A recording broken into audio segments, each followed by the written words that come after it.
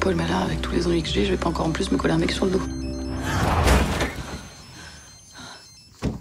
Ça va? Vous voulez que je vous emmène à l'hôpital? Non, je ne bouge pas. Vous pouvez pas rester là. Si je ne bouge pas, je reste là. Vous appelez comment? Pierre, je m'appelle Pierre. Vous voulez que je vous soigne? Vous voulez pas que je vous touche?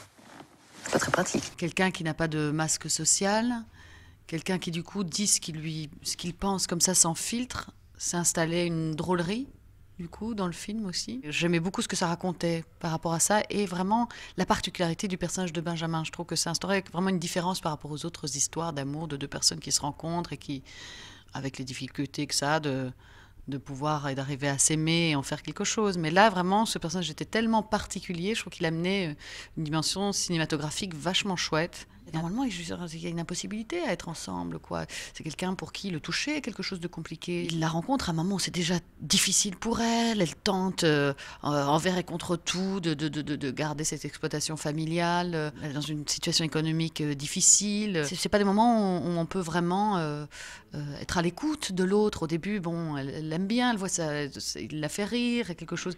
Mais elle n'a pas le temps, quoi.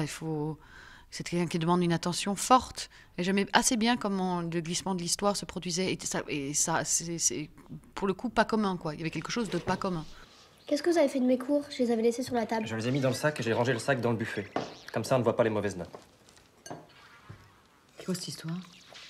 8 en histoire, 5 en maths et 11 en français. Ça méritait pas 11, ça méritait moins. La conclusion était nulle. Et à un moment, on peut aussi se dire, tiens, il a l'air d'être celui qui est le fou dans une société qui rôderait droit. Mais vraiment, il y a un moment dans le film, j'aime bien le basculement, on se dit, tiens, c'est lui peut-être qui a raison, et nous tous qui courons comme des dératés pour pas grand-chose, et en étant persuadés pourtant de suivre le bon chemin. J'aimais bien, je trouve que ça racontait quelque chose au-dessus de l'histoire qui me semblait beau et important. Vraiment, on est dans l'inverse du cynisme, quoi. Une sorte de premier degré, qui confine pas à la naïveté non plus. Donc il y a de la beauté là-dedans, ouais. Vous pouvez pas rester. Vous me connaissez pas. Si, je vous connais. Vous êtes têtu, bordélique, blessé, joli. T'es amoureux de ma mère. Moi, je pense que t'es amoureux de ma mère.